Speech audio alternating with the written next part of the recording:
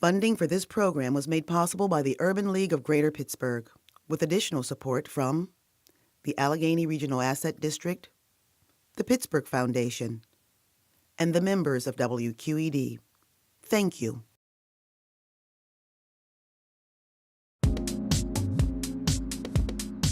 I live here in downtown Pittsburgh, just a couple blocks from here, Market Square. Yes, I have seen things improve, especially in Market Square area.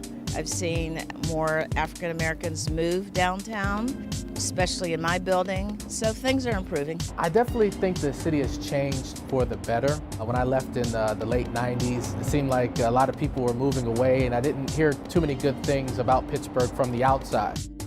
Pittsburgh, a bustling combination of tradition and innovation. New businesses, new housing, and for many a sense of purpose. But as Pittsburgh strives to meet challenges of a progressive urban center, we wondered, how do we take care of the old while embracing the new? What does the future hold for young Black Pittsburghers? And how do we develop a workforce that's diverse and inclusive?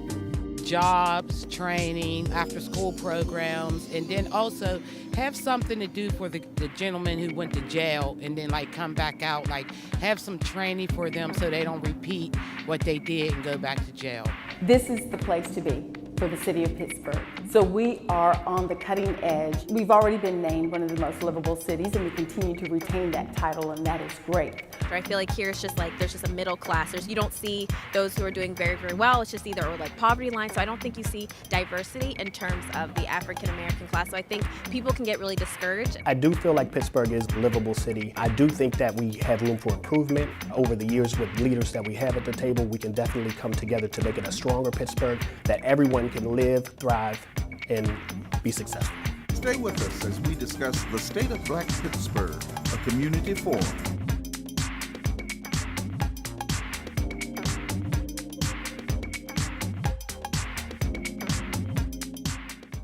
Hello everyone, I'm Chris Moore. We're coming to you live from the Fred Rogers Studio here at WQED. And you can also stream us live at our website, wqed.org/stateofblackpittsburgh. Tonight we'll discuss topics that impact our region and its African American community with some of the area's most respected voices. Joining us to field your social media questions is our co-host, Lisa Washington. Hi, Lisa. Hello, Chris. Good evening. It's a pleasure to be back with you again this evening. I am looking forward to some exciting conversation from social media tonight. And of course, we invite you to share your Twitter and Facebook questions. You can tweet your questions to @WQED and use the hashtag SBPGH. Chris, I know it's going to be a fun and informative evening. I'm ready to talk about the state of Black Pittsburgh. I think we're both looking forward to that. The State of Black Pittsburgh is a community forum based on reports established by local and national urban leagues to assess the progress and pitfalls facing the African American community. Here to tell us more is the president and CEO of the Urban League of Greater Pittsburgh, Esther Bush. Welcome, Esther. How are you? Thank you, Chris. All right. I'm doing well. These reports, these meetings, nationally and locally, but let's focus on Pittsburgh. How are we doing? What is the state? Well, the state of Black Pittsburgh, I think the audience will really get a nice feel from the panel that will come after us.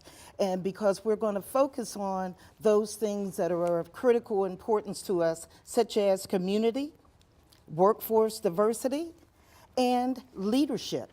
Where is our leadership today? Where is it going to be tomorrow? And what are we doing to help foster all three of those? And Chris, let me also quickly say, from the National Urban League perspective, I'm always very interested to see where the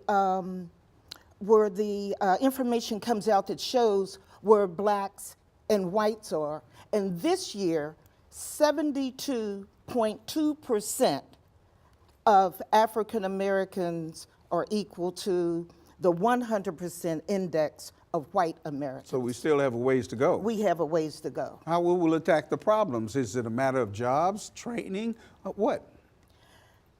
Chris, it's a matter of all of those things. And you know that equity is a primary issue and concern. I was very pleased to see this year we went up a few points in education, because more black folks are going to community colleges.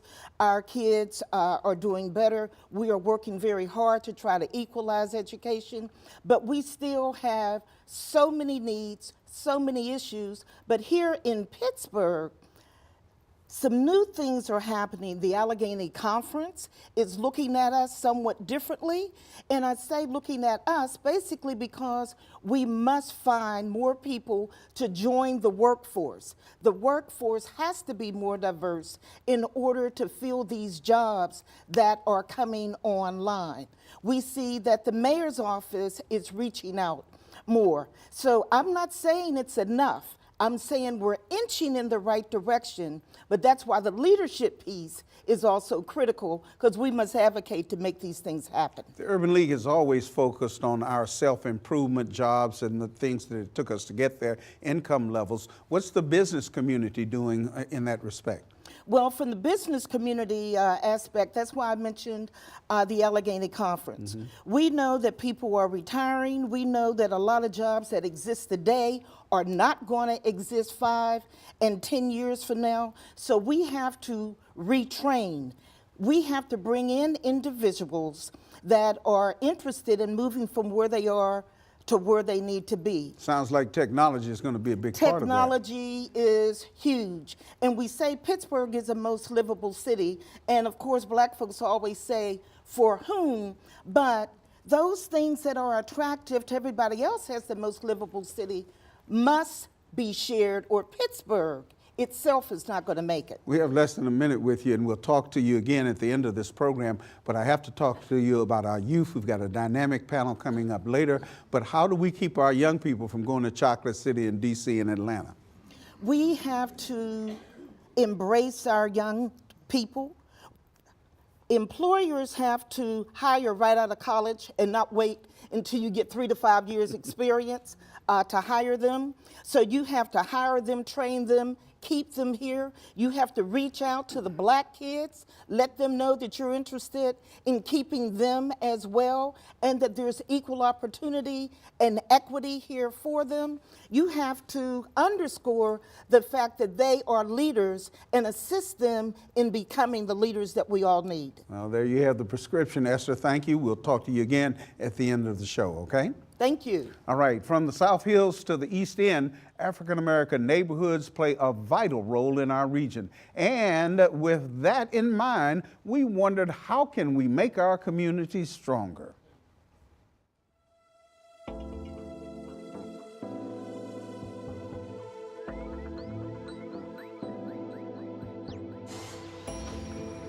You don't have to look far to see the changes taking place in many area neighborhoods. As Pittsburgh continues its transformation, we wondered, how do we strengthen our communities?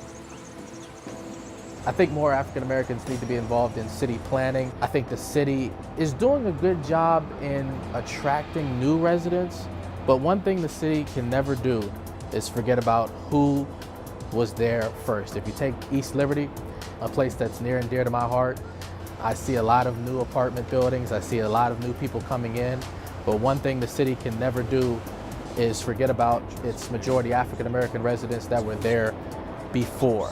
Another thing that the city can definitely do is, when it comes to jobs that pay $50,000, $60,000, $70,000 a year jobs, make sure that the city is doing everything in its power to recruit African Americans to those well-paying positions, and then that enables African Americans to be able to move into certain neighborhoods like a Squirrel Hill, like an East Side, like a Shady Side. Recently, Police Chief Schubert and Mayor Pedito announced how they have increased the enhancement of the police force being out in the respective communities. I share that piece because that enhances what the objective is, to ensure that the neighborhoods are safer. That's our part from the city of Pittsburgh. But then we also have to call upon the community neighborhoods, and that is to join forces together and partner and work together to ensure the safety for all in that respective neighborhood. My neighborhood is Swissville, PA, and yes, like I think a number of neighborhoods up and down the valley, which is Swissville is a part of the valley of Pittsburgh, has changed due to the mills and some things that have transpired over the last 15, 20 years. I do believe that it is in resurgence. There are some things that are happening, particularly in Swissvale, that I think are going to bring about a better, new, improved Swissvale. I'm launching my business here specifically because I feel there's a need for my type of business here in Homewood. I feel like a lot of communities' success is centered around their business district. And I feel like Homewood has a lot of potential. There's already quite a few great existing businesses here. And I just kind of wanted to add in and see if I can, help out. I feel like those businesses are important. And I think that's one thing that we lose focus on when we're trying to build communities, not only in Pittsburgh, but across the nation. People just want to move things out and start fresh. There are things that are established. There are African-American owned businesses that have been in this neighborhood for years, and I feel like they should continue to continue to thrive. I think I'm watching this happen as a Bloomfield resident. I've been there for 4 years, and I'm surrounded by neighborhoods in the East End that are developing quite quickly, and watching other residents get left behind while I have other friends that are benefiting from the advantages that have come about. There are generations of families that have been here that would appreciate the opportunity to be active in their community, to give wealth back to their community, and to see their children grow up in those areas. And the way to do that is to hear what they want, to bring them to the table with community forums, with community programs, and making sure that we're keeping them active in the conversation about where Pittsburgh is going. So it is really hard to make sure that residents get that voice out, but that is the most important because those are the people that are going to take the most advantage of all the new things that are coming into the city, and we want to make sure that they can do that on an equitable level.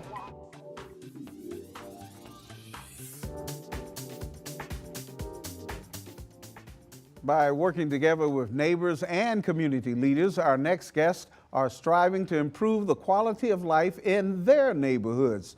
Jerome Jackson is the Executive Director of Operation Better Block. Sonia Tillman is Executive Director of the Hazelwood Initiative, Incorporated. And Carl Redwood is the Vice Chair of the Hill District Consensus Group. Carl, let me start with you. You've been working in the Hill for a long time, and we've seen a lot of redevelopment. In 1990, I produced a program called Wiley Avenue Days that talked about the Lower Hill, the development, and the changes there. Are we participating as full participants in all that development that is ongoing in that area? We're not participating as full participants, and it's important to put it in perspective. The policy of the city of Pittsburgh has been the forced displacement of black people from the city to the suburbs. That's strong. From 1980 to 2010, we lost 20,000 black people. At the same time period, we gained 35,000 black people in the suburbs around Pittsburgh. People are being pushed out. That push out continues, that trend continues. Between 2010 and 2015, we lost 5,000 black people from the city of Pittsburgh. That's even a greater rate than it was prior to that. We're losing 3 black people every day from the city of Pittsburgh. And that's due to a policy and a practice that's been implemented by the city, the banks, the developers, and the gentrifiers. It's purposeful, you're saying? Because they can make money by coming back to the areas they used to redline. Now they're coming back and taking those areas and flipping them to make profit for a small number of folks. It's very important that we organize to try to fight back against that. The other thing, from 2010 to 2015, the black population went from 26% to 25% in Pittsburgh. That same time period, the white population went from 66% to 68%.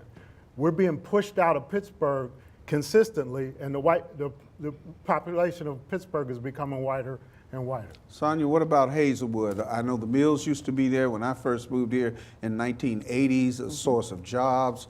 People could walk right down the hill to the mill. It's not there anymore. They're talking about a lot of development.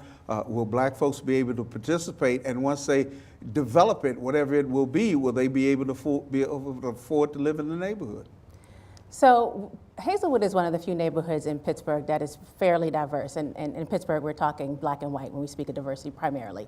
We're about 50% white and 50% black. So our goal is to ensure that it stays that way. You can leave if you want to, but you're not going to be forced out. So how do we do that? That's the question. Nobody really knows the answer when you have forces fighting the opposite way, right? So the mill that was in Hazelwood is 178 acres. The steel mill's gone, but 178 acres of developable land. So what to do? Right. One of the things that we know is planned, and it could change, is 3,000 units of housing. There's only about 5,000 people in Hazelwood right now, down from about 17,000 in 1960. So we definitely lost a whole bunch of population. But if 3,000 new units come, that's going to double on site the population in the neighborhood possibly. And so we have to make sure that that doesn't change the character of Hazelwood. Well, it's bound to. We see it happening in East Liberty, the Hill, and other neighborhoods. And you're going to need other services there, like grocery stores, and to service new people who move in, right? Exactly. So we like to say, I like to say, we want the gentry, you know, the amenities that come with gentrification, but not the gentry. We don't want people who don't look like the people who are there. Gentrification without the gentry. But isn't so we that want the amenities, we want the grocery store, we want the gym, we want the, you know, the Starbucks, maybe not the Starbucks, but we want. Isn't that developed on the ability to pay? Can you move into that neighborhood if the rent is $1,000 a month for a studio apartment? So what we're trying to do now is ensure that people who want to stay and become homeowners can do that. So what my organization does and Jerome's organization does is a rehab for resale program. So if you want to own a home, right now is the time to buy because it is affordable. So if you get your credit together, you get your down payment together, and we can help you with that, then we'll have a house for you. So we're trying to make sure that people know what options are available now and not wait until 10 years from now when it's harder to do something about. When the bulldozer dropped off, it's a little bit too late. Jerome, Operation Better Block has been working in Homewood, building housing, rehabilitating housing, doing a lot of work there. But what about jobs and those kinds of things? They're going to be important too. So I think when you think about jobs and as it relates to development in Homewood, one of the things that we are trying to do is taking a lot of the old homes and rehabbing them and taking some of the young guys off of the street and getting them some skills to learn how to, you know, be carpenters, plumbers, electricians. Are the unions cooperating with that? So we just actually did a project with Macero, and we got 2 young guys into the unions. Through our project. Oh, great. One into the laborers union and then another one into the carpenters union as well. So we also work with Community Empowerment Association, who has a training program for construction, drywalling. So, you know, we think it's really important that these young guys learn how to gain a skill. So as Esther talked about earlier, you know, there's going to be all these jobs that are going to be opening up here in our region once they open start the construction of the cracker plant over in Beaver County, right? Or Butler County, wherever. And so there's going to be all these union jobs that are going to be needed here in the city. So we're really trying to help our young guys be ready and prepared for those jobs as they come. It sounds like all of you are forward thinking. Let's check with Lisa Washington and see what questions have come in via social media. Lisa? Chris, we have a question from Facebook, and Tiana asks, what do you see as being an effective approach for strengthening and healing youth communities here in Pittsburgh? Anyone want to tackle that? Sonia? I think there's no silver bullet to any of these questions. So it has to start with better schools. We actually have no public school in our neighborhood. We have a public charter school, but the 2 city schools closed years ago. And then we have people who are graduating from those schools who don't read or write at a proficient level. So when we have job training programs that may have entry requirements, high school diploma, or reading or math requirements, they can't pass them. And they have high school diplomas, but they can't pass them. So we have to start there. But then there a lot of remedial work needs to be done. And some people don't want to do that. Or they can't do it because they have to work. So how do you take the time to raise your family, work, and then also take these classes on the side? So there's some real barriers. That's a real catch-22. Absolutely. I think the other things are those basic security things, food security. In my neighborhood, we have a small grocery store, but it's not a full-service grocery store. It can't meet everyone's needs. So something like food security is a pretty important thing. If you're not sure where your next meal is going to come from, you're not really worried about other things, like getting a job. You're trying to figure out how to feed yourself, how to feed your family. Very basic things like that are where we have to start. Carl, it sounds like the obstacles are huge. Can we leapfrog them? Yeah, I think that there's a lot of work to do. It has to start with organizing our community. We got to get all the people in the community together. And we got to realize that this promise of all these jobs in the future, it may not be real. There'll be some jobs and there'll be people to get them, and you need to prepare for them. But just like today, the vast majority of our people will not get jobs. And a lot of young people are actually being prepared in school for a future without jobs that pay good wages. That could be purposeful too. I mean, because they're kept out of the workforce. If you prepare all these people for jobs and then the jobs aren't there, there's going to be a lot that people have to pay. We have college students coming out that can't find jobs now.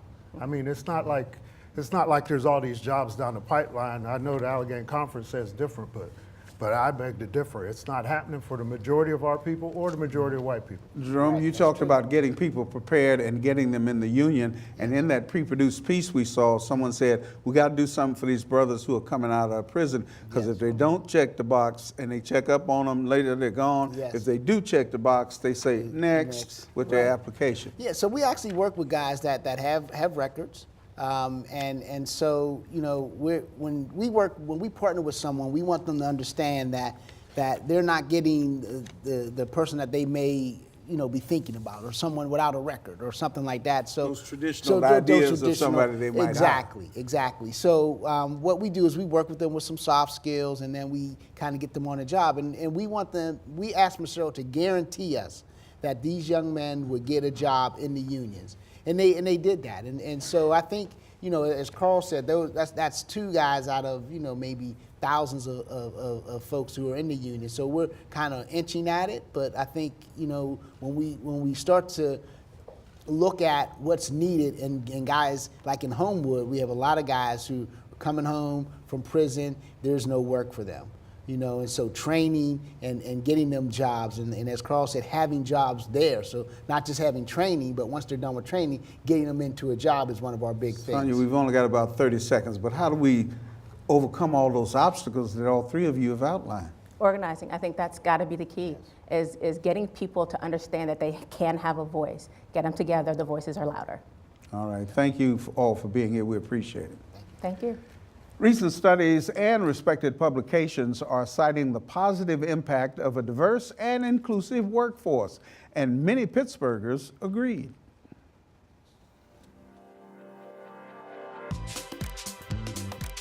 These days, businesses, governments, and sports teams are all talking about diversifying their workforces. But how do we make sure diversity and inclusion are more than just buzzwords? And just recently, Mayor Peduto last month made an executive order, and that is for the city to adopt the Rooney Rule.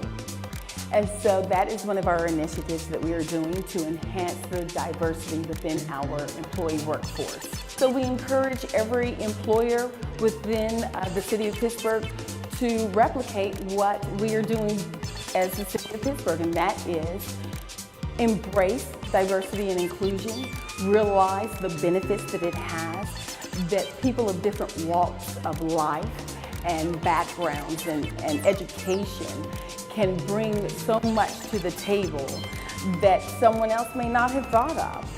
And that can only enhance their organization. I think it's really important to have a culturally diverse workforce for many reasons. Primarily, I think that the diversity of thought in the workplace is highly important. You know, just to have a variety of different ways of thinking within a workplace is really important, because it just adds value. And being able to embrace that diversity within the workplace is only beneficial. I think the first way to get our young African-American males and females enrolled in STEM programming and tech careers by exposing them to these folks of color that are in these fields. Getting them in front of these students and letting them know that what they see is what they can be. I think the discrimination within workforce development needs to be the first thing that's addressed.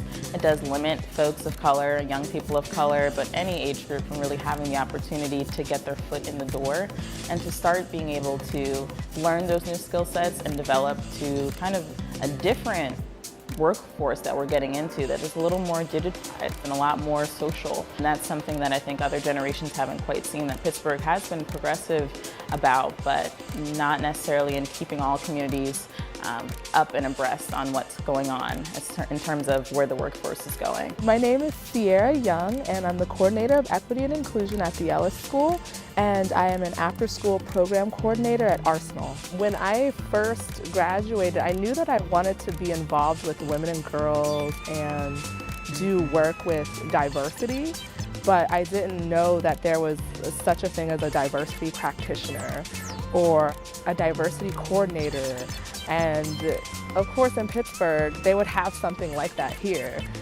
Someone saw the need and decided to create this sector where they felt the need that we need to discuss diversity in schools with our kids. I think that what could be done is for people to just kind of take a step back and look in the mirror and look around. And if you're a corporation, look around and see what your diversity is really actually looking like. And instead of being forced to take measures in order to try to create diversity, see if it can happen organically. Go out and see if you can kind of spread the workforce a little bit. And that's not even just in the workplace, it's everywhere. It's in the school districts, you go private schools, you see 2 or 3 black kids, and that's it out of hundreds and hundreds of students. So I feel like, all the way around, everyone just kind of needs to take a step back and just, really look at what is going on in the environment and try their best to try to, diversify it a little bit.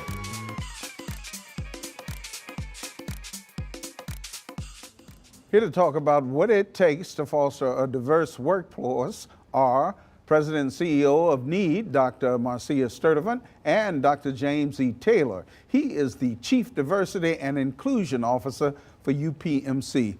NEED, Dr. Sturdivant, has been training young people for a long time and giving them the financial wherewithal to get the education that they need. In our last segment, we were talking about having people ready to be in the workforce. Is that being accomplished in your opinion? No. Why not?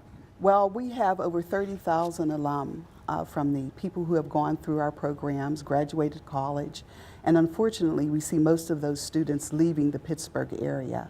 And when we ask those students, why did you leave? It's because they believe that there aren't any opportunities here, that they've tried to find employment here, can't find employment, or that if they have had employment here, that they haven't been treated well. And they feel that there's more opportunity for them elsewhere, particularly the South, that there's more opportunity for upward advancement or just merely for getting a job. And that's a shame because we have some of the most bright, articulate, motivated, learned students. And our city is only going to be as good as what the least are doing well. If all of us are doing poorly, it's because African American students aren't doing poorly. If we can raise the bar for them, raise their level of success, then the whole city will do better. Dr. Taylor, UPMC is the largest employer in this area these days. There must be some positions open for some of these young, talented black people that Dr. Sturdivant has mentioned. There are plenty of positions that are open at UPMC. I want to answer that question against this backdrop. I woke up this morning and 2 of the leading news stories, national news stories that I heard, one being there was a noose found at the National Museum for African American History and Culture. Secondly, LeBron James, perhaps debatably one of the greatest athletes of this generation, had a racist slur that was written on the gate of his community. And for those who question the need for us to have a conversation about black agenda in this community, all you need to do is look at local news to understand why there's pressing need for us to have this discussion. By way of opportunity and jobs, you're absolutely right. UPMC, over the course of a year, we have about 500,000 job applicants. And of those applicants, we hire about 18,000 individuals. So you can do the math, there's but a percentage. I'm delighted to say that over the past year, between a fourth and a fifth, roughly 20 to 25% of the individuals that have come into work throughout various UPM facilities have been people of color, largely have been black or African American. Dr. Taylor, I wonder, people in corporate America, are people willing to have that discussion that you mentioned earlier, given those 2 instances that you pointed out? And then LeBron's answer to it, I thought, was excellent, where he said, no matter what kind of success you have, this can still happen to you. People are willing to have the conversation, but it requires some individuals like those of us who are here to initiate and get the conversation going. Yeah, but do they look at you and say, oh, here he comes again talking about that diversity? They do, and that's okay, because that's my role, and I'm glad to initiate that conversation. So I think a part of the role that I have is reminding folks throughout this community, and certainly within the organization, that because you hire diversity does not mean that you lessen quality. And I think the way that we frame and that we that's package, something you've got to tell them, that we're not looking for a freebie or put in somebody who's unqualified, because that's always been part of the debate when it came to any kind of affirmative action, right? Absolutely. I think that beyond access, which is important, we all want an opportunity in Black community. But in addition to access, we recognize at UPMC that through having a diverse workforce, we become better problem solvers, we become better decision makers, we become better at providing high quality care to our diverse patient population. Dr. Sturdivant, do you go that far to follow the students who are going to college and receiving the training and education that they need by the time they graduate, what they're going to do? You're right, the South is growing in population and the Northeast is waning. How do you talk to them about staying here down on the farm when there's so much promise in Atlanta, they think? Well, honestly, we don't necessarily ask them to stay or promote them to stay, because the reality is people have to have a wage. They have to live just like everyone else. And back to your question but do you find they want to stay? They want to stay. Pittsburgh is something, there's something special about Pittsburgh. Pittsburghers are born here, will go away, and then we come back. But unfortunately, our young people are finding more opportunities elsewhere. And one of the areas you asked about qualified applicants, that's redundant. We don't say qualified white applicants, we only say qualified Black applicants. And clearly, employers have to be open to looking inside. Why don't we have a diverse staff? Because the answer is very simple: hire people. There are people out there of diverse backgrounds, very qualified, but there's something internal within your hiring practices. What's a company supposed to do? We put the ad out there, no Black people apply. Well, we have a pool of 30,000. Anyone wants a Black kid in any field, we can certainly hire them. All right. Lisa Washington, what do you have for us? Well, to that end, Chris, we have another question from Facebook. It reads, in terms of fostering a diverse workforce, what are some of the ways that leading industries could do, or some of the things they could do, to expose young people at the middle and high school level to their companies and career opportunities that exist within? Dr. Taylor, sounds tailor-made for you. Sure. No pun intended. I think that in addition to looking at external talent, organizations need to take care of the diverse talent also that they have inside of the organization. So that they want to stay, and retention won't be a problem. Absolutely. So in addition to looking at and tracking demographics, there's something, and there's a nuance around culture within organizations. And so oftentimes we'll hear language like that person wasn't a good fit. And it's imperative for all of us to examine exactly what does that mean and what does that look like in your respective organization to ensure it's not code talk around it's not a place where I can thrive or individuals who look like me. Dr. Sturdivant, does NEED work with placement as well as funding educational outcomes for students? Yes. We'll work with employers. We also work with colleges and universities trying to get students placed in particular positions. And with the change in Pittsburgh, we know that STEM careers is something that we have to prepare our students more for so that they're better equipped to qualify and to be employed. Now we know that when we look at education within our school systems, even starting at elementary schools, Black and brown children tend to go to schools that don't have robust science or math curriculums. And that's something that we as a community has to work on. Some of our high schools have only geometry as the highest mathematics that they have. Well, look at that. It's not going to qualify you to be accepted for certain majors. Certainly not certain universities are going to accept you if you only have that level of mathematics to enter into a STEM career. And I tell students all the time that we tend to follow passions for our majors, and that's great.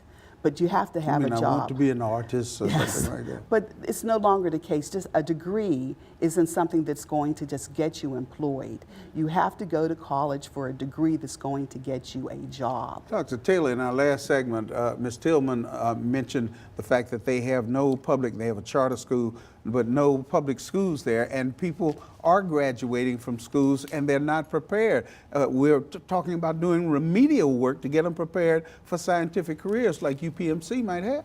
Right. I think there's need to foster a diverse pipeline into organizations like UPMC. So we broadly know that the younger you are, the more diverse you tend to be. The more likely you are to self-identify as being a person of color. Across this nation, when we look at demographic data by age, we know that the average white person in this country tends to be 43 years old. The average Asian person is 37 years old. Average black person is 33 years old. Average Hispanic or Latino person is 27 years old. That's a 16-year age gap between youngest and oldest. In the state of Pennsylvania, that 16 years is actually expanded to 18 years. And so I think it's important and it's fruitful for organizations to ensure they're doing the work to develop a diverse pipeline into their organization. This is an important discussion. We thank you both for being here and having it. Many young people are leaving Pittsburgh for cities like Atlanta and Raleigh. They're looking for better jobs or better social lives. Here's some local perspective on how to retain our young black Pittsburghers.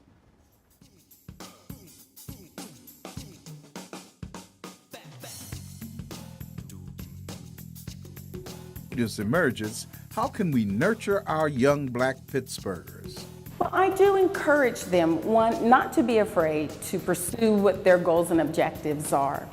And that's for the individual, and that they should not limit their thoughts of positions that they can hold, that they should not limit themselves into the community that they were raised in and thinking that that is as far as they can go, because they can go farther. But they need to be able to reach out and utilize the resources that are available. I think that there is hope in the sense that our young people today have more opportunities, especially with the advent of technology and them being able to speak or say what they want internationally versus just in a local basin to either the funders, philanthropists, or the people here that they pretty much, I wouldn't say as gatekeepers to keep them out, but not always inviting them in. I think equity and resources are important, especially for the young generation of African Americans, because we need to prepare them for the opportunities that are available in the city. I do see that the city is growing as someone who has been here for 7 years and seeing Bakery Square, as a matter of fact, behind Ellis. You see Google, Uber coming in, and it's difficult to prepare students for those jobs if there aren't resources in place like STEM education, honest conversations about the opportunities available for them, mentorship to keep them on track for those opportunities. I would say if you're a young black person in Pittsburgh, one thing I've learned from coming back to Pittsburgh is that Pittsburgh has so many organizations. It just seems like there are a lot of organizations for an African American to get involved with here. It's not as African American as a Cleveland, as a Cincinnati, or as a Baltimore, or even a Columbus, but you will find real good people here. You will find people who are passionate here. You'll find people who kind of care about their surroundings and want to do better. But I think what I see now, moving back into the city, there are changes. I do see more people are coming in from different areas. So I think Pittsburgh is changing, but it's maybe a slow progressive change, and it's a small community of especially young African Americans that are trying to push and bring about change.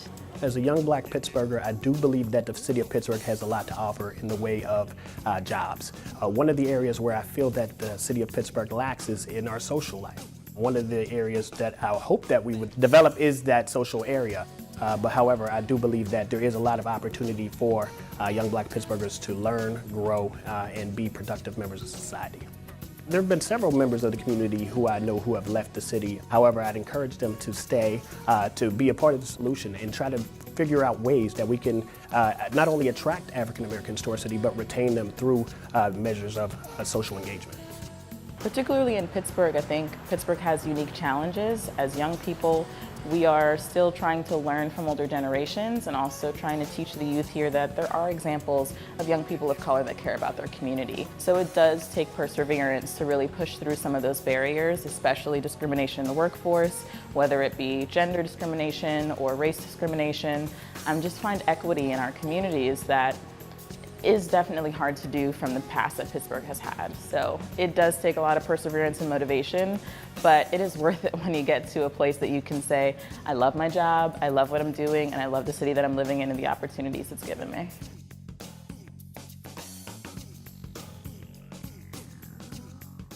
What does it mean to be a young black Pittsburgher, and how are they building an on-ramp to success? Let's ask Kalani Cook. She is a software engineer and founder of Black Tech Pittsburgh. Brian Burley is the author of Young Black Pittsburgh, and Marissa Williams, she is the regional executive director of the YMCA. Well, you're in the middle of this cookie here, Mr. Burley, so I'm going to ask you, how is it, especially looking at your book, which I had a chance to read, how is it that young, talented black people like the three of you stay in this city? Because some of them, like one of the physicians in your book, they go to California where there's more jobs and more opportunities. We've been having this discussion all night long. How do we keep them down on the farm? Well, I think that first and foremost, it's a matter of really building the community, right? I think that for so often we've been able to, even as a young black community in and of itself, we kind of separate ourselves into different boxes and different places where we go and different things that we do. And you didn't talk about that in the book, or your father did. You didn't. You don't go to the north side if you're from Homewood and vice versa. Very true, very true. And I think that even in doing that, you know, it limits our ability to be able to network and to build that type of community that we're looking to try to build. One of the purposes of Young Black Pittsburgh, more so than anything else, was allowing these folks to see and kind of removing, one of the great things about Pittsburgh is we have that 1 degree of separation, right? You know, if I don't know you, I know someone who directly knows you very, very well as well. But what we wanted to do for our community was kind of tear down some of those walls and find something that we could all kind of love and build on. And I know that something that we all get behind is these kids. But your book is a book that not only young blacks should look at, but I think every white person should look at to see the diverse young people, good-looking, professional people like the three of you who are living in this community. Ms. Williams, again, what does it take to keep folks like you here? Well, I'm a transplant, and so I didn't grow up in Pittsburgh, but I chose But you stayed. to make Pittsburgh home. And so I have to credit a lot of that to the Urban League, because being involved in the city allowed me to develop relationships and connections with different organizations and corporations and get linked in to this city as a non-native. And I was able to meet my husband through the Urban League and have my son. And so this city, the Bush, the matchmaker par excellence. And so this city has really embraced both of us, as we're both transplants from other places, and allowed us to showcase our talents and grow. So. Kalani, what about you? A young professional engineer such as yourself, you found work here in Pittsburgh, you start your own company. Is that what it takes? You need to be an entrepreneur? I don't think that's necessarily what it takes. I definitely think, though, that you have to be intentional in including yourself in the scene here. Intentional? So, yes, intentional. So I came here, I didn't know a soul, and I became a software engineer. I knew immediately that I had to be purposeful in pushing myself into the tech scene, because as a black female, I knew immediately it would be like a little more difficult, right? No, get over here, little girl. You don't know anything about technology. That kind of well, thing. You know, Were you treated like that? Actually, I thought that's what was going to happen. But honestly, the reason I decided a month after being here that I was going to stay in Pittsburgh is because I was super embraced by the tech community here. I'm not going to lie. I was super, super embraced. That's great news. It's great news. It really is great news. But it took me a while to see how the roadblocks for some other people why they're there. And why do you think they are there? I think that, like Brian kind of said, there's a lot of segregation here in Pittsburgh. And even though I've only been here a year, I can start to see like why certain people, especially the African American community. Self-segregation? I think some of it is self-segregation, but I think that the history of Pittsburgh has allowed it and continues to allow it to be so segregated. I hear some amens, Ms. Williams, in the audience there. Kalani's preaching. You agree with her. You're nodding your head. I agree. In the nonprofit sector now, but was in the for-profit sector, and Pittsburgh's very parochial.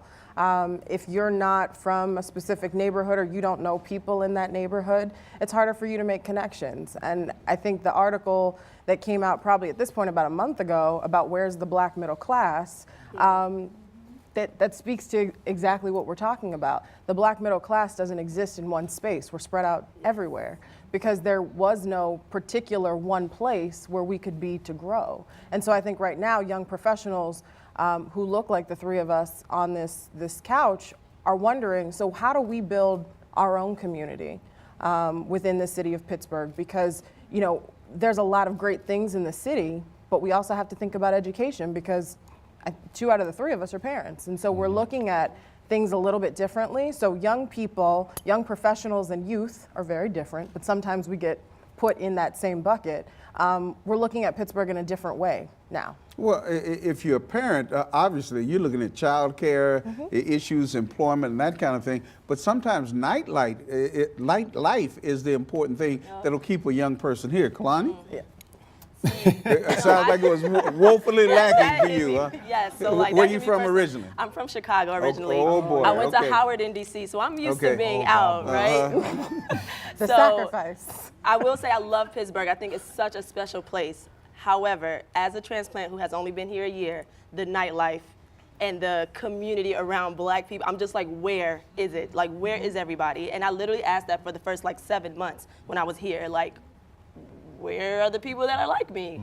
It was very hard to find. And I think that part of that as well is, you know, like we said initially in the beginning, it's people kind of put themselves in different boxes, right? And they're comfortable going certain places and they're not comfortable going other places. And then that kind of segregates and further does that. And, you know, as a result, you have different places and pockets of people here, and then you end up somewhere else and somewhere else over there. And you don't necessarily have the type of impact. And I think that's why people think it's okay, not necessarily okay, but why it's okay to write an article where you say, where is this young black middle class in the city of Pittsburgh? All right, I know a lot of young people must be watching this and texting or getting on social media. Is that right, Lisa? That is correct, Chris. However, we have a question now from the audience. Does the panel have any suggestions for networking and meeting other young black professionals here in Pittsburgh? Kalani, what did you do? You found it was woefully lacking, that kind of communication. Honestly, it was me just making a couple really good friends who introduced me to their crowd, and then over time I just became introduced to the black community. But again, I must reiterate, it was not easy. Brian, you nodding your head? I'm a native of Pittsburgh. I grew up here, so unfortunately I'm one of those people where I've had the same friends since I was 2 and 3 years old, unfortunately. And luckily we've moved in a similar direction because of that. But at the same time, I think that it's one of those things with even people being from Pittsburgh, it's not just important to keep that same circle, right? We're about building the entire Pittsburgh.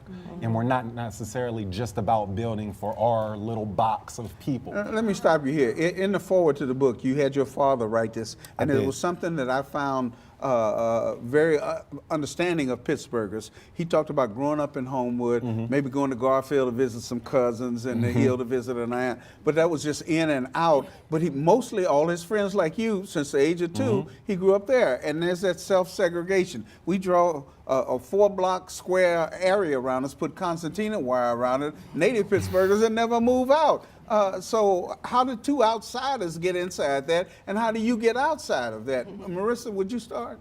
So I'm going to have to give a shameless plug to the Urban League Young Professionals. That organization, definitely, we have some in the audience, that organization has transformed the way that transplants look at the city of Pittsburgh. One of the first. You don't feel like an outsider? I don't.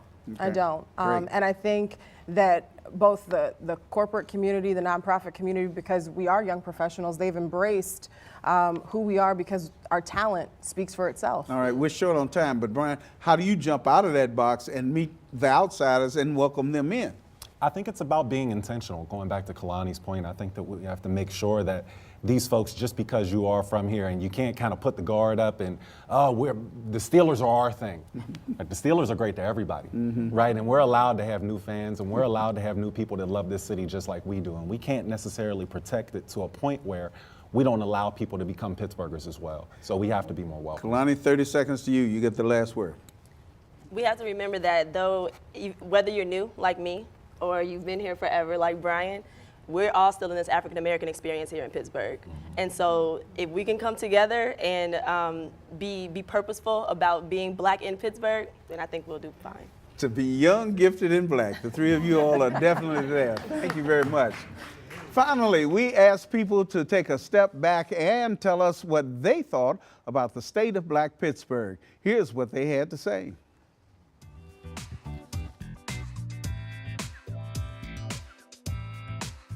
As the city prepares itself for new goals and new challenges, we asked, what is the state of Black Pittsburgh? The state of Black Pittsburgh is growth. The state of Black Pittsburgh is opportunity. The state of Black Pittsburgh is perseverance and endurance too. It is for a wide open future. And if we are able to come to the table and create a solid plan, I think that we'll be able to reap the benefits of the city. The state of Black Pittsburgh is trying to grow, trying to become one with everybody else, and just trying to live here and get along with everybody if possible. The state of Black Pittsburgh right now is in a state of flux. I would say it's changing, it's growing. Some things are getting better, some things are getting worse, but I feel like there's a lot of hope. There's hope for a better future here.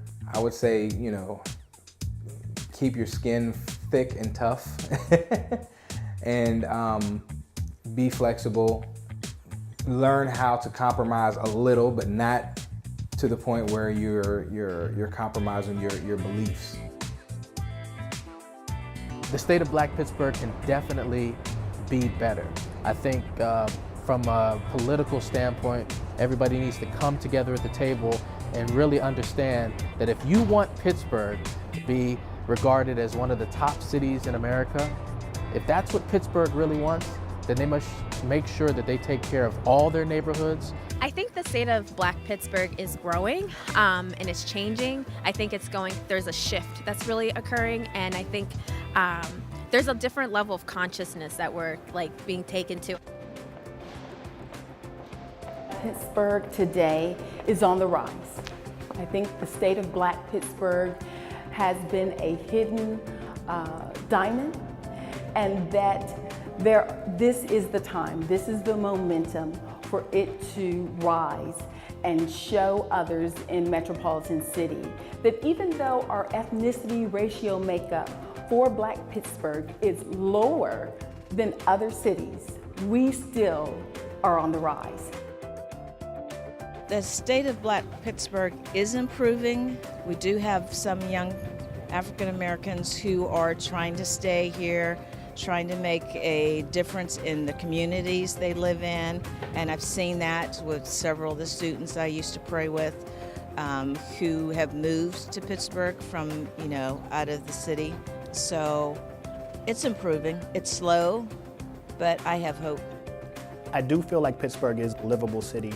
I do think that we have room for improvement. I do think that over the years with leaders that we have at the table, we can definitely come together to make it a stronger Pittsburgh. I feel like the state of Black Pittsburgh is one that's emerging. I think that it is a powerhouse. I think it is one that can be competitive with other cities around the country. I do believe that there's an opportunity here for people of color to succeed, thrive, and live. So the state of Black Pittsburgh to me is a kind of an amalgamation of really creative young minds and fresh thoughts and new ideas that are coming together to really create a Pittsburgh that is for everyone, that includes everyone, no matter gender, no matter color, no matter class.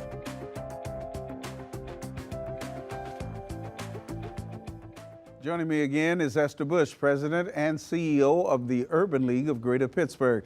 Esther, how do you feel about what we've learned? I feel very good. I feel very hopeful. I thought all three panels were outstanding.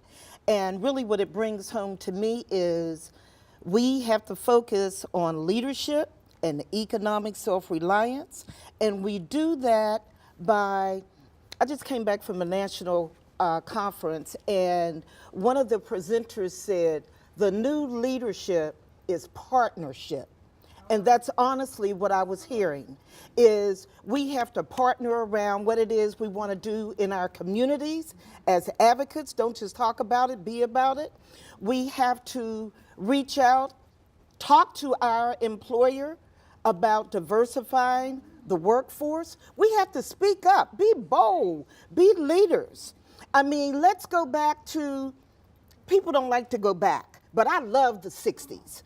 I honestly loved the 60s. And I'm asking everybody, economic self-reliance and leadership. Be bold, step up. And I'm asking our elected officials, and I'm asking everybody that's in private industry, members of the Allegheny Conference and others, don't just take a chance. Embrace us. We live in the Commonwealth of Pennsylvania. Look up the word Commonwealth. We're all in this together. You know, I was buoyed most by the young people here. The panel with Sonia and Carl and Jerome, I started to get a little concerned. But when I see these young black professionals coming on with the come on, I smiled from ear to ear. As a person Absolutely. who gets to comment on some of the dumb stuff our young people do all the time, I looked and thumbed through that book that Mr. Burley produced. I hear these young people There's talking, hope. and I'm excited. I'm fired up. It's hope. And all of us have to get fired up. And we can get fired up. We have to embrace our potential. I was excited growing up. What can I be? What can I become? What can I do? What can I help you do? And that's what we have to do for each other, is what can I help you do? Well, not only do I think you're a fine spokesman and preacher for the word, but you're a great matchmaker too. Thank you, Esther Bush. Lisa Washington has followed social media and gotten input from the studio audience. Lisa, what are your final impressions? Chris, I would say my observations are that I think the state of Pittsburgh is promising. I knew that this discussion would be informative, but I didn't realize it would be as inspiring as it was. I think the takeaways from me are to not box myself in as a transplant, and also to encourage those Pittsburghers who've been here, born and bred, to be more welcoming so that it's everybody's Pittsburgh. And may I point out, Lisa came here from San Francisco, so their loss, our gain. Thank you, Lisa. Sure. All right, thanks to all of our panelists, our interviewees, and all of you that were watching our studio, or whether in our studio or at home or on the web. If you missed any part of this program, you can watch it on our website at wqed.org/State of Black Pittsburgh. I'm Chris Moore. Have a great evening. Thank you. Thank you.